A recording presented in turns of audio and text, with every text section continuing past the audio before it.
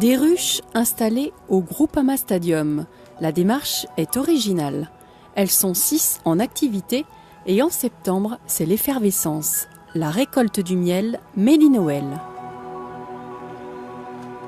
On va récolter un miel toute fleur qui aura été produit tout au long de l'année par les ruches.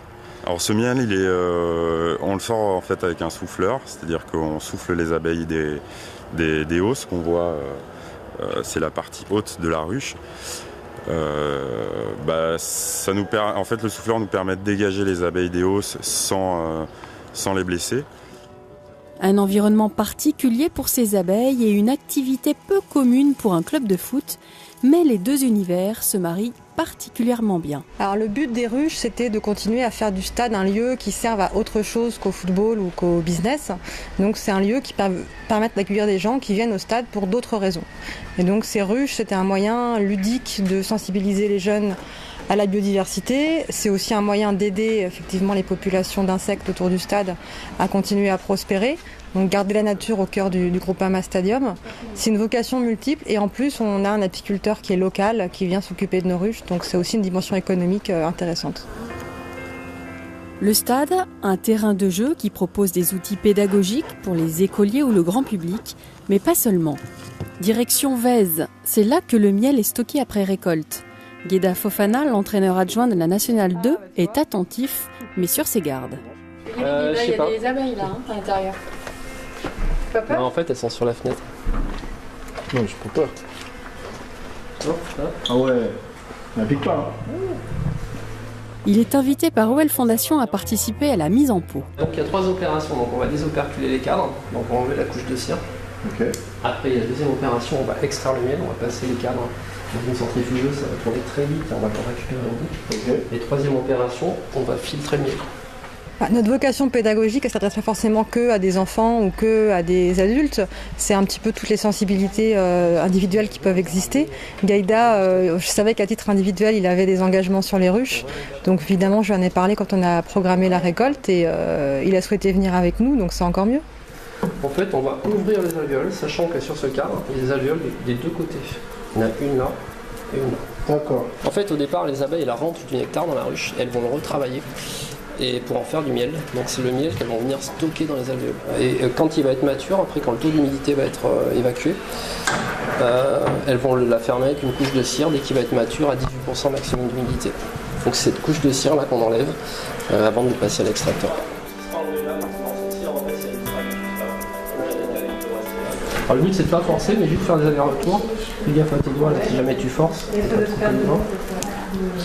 Après j'enlève. Penche un petit peu si tu veux, comme ça va tomber au fur et à mesure de l'eau. Ah là je suis allé trop profond là. Ah ouais d'accord.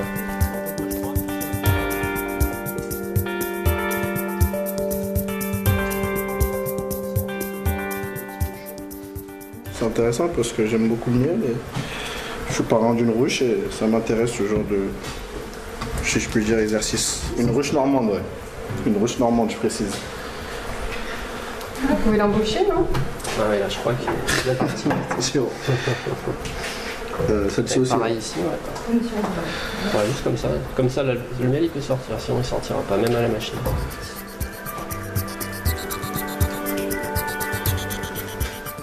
Alors le miel du grand stade, par rapport au miel qu'on a sur Lyon notamment, il est très varié au niveau des fleurs. On a du colza, on a de l'acacia, on a du tilleul, on a une grande variété de fleurs que dans certains coins on n'a pas forcément. Et le grand stade, il est entre deux, il est entre la campagne et la ville. Deuxième étape, l'extraction du miel. Tous les cadres préparés sont déposés dans une centrifugeuse. Ça tourne à fond et ça éjecte le miel sur les parois et on le récupère en bas, tout simplement. Cette année, la récolte est excellente. Environ 150 kg de miel est récupéré et la méthode est complètement naturelle.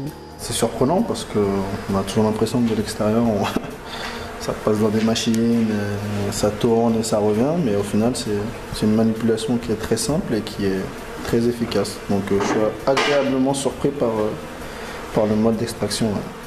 Place à la mise en pot. Pas de transformation du miel, ni de produits ajoutés. Et l'opération est entièrement manuelle.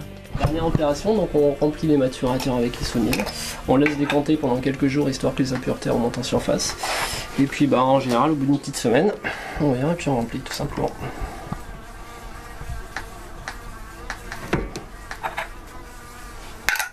Voilà.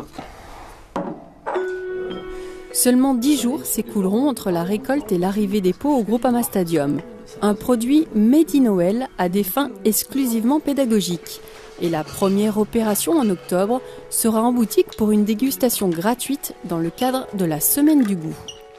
Alors ils ne seront pas vendus ces pots. L'objectif des ruches et du miel, c'est vraiment la vocation pédagogique. Donc certains pots seront distribués en interne au niveau de l'Olympique Lyonnais pour évidemment permettre à tous les salariés de vivre l'expérience du miel du stade.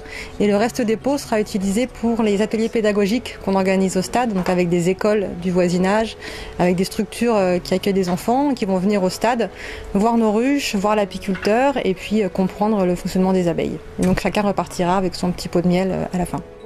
En tout cas pour Gaïdar, la pause sucrée est terminée, retour sur le terrain de l'entraînement.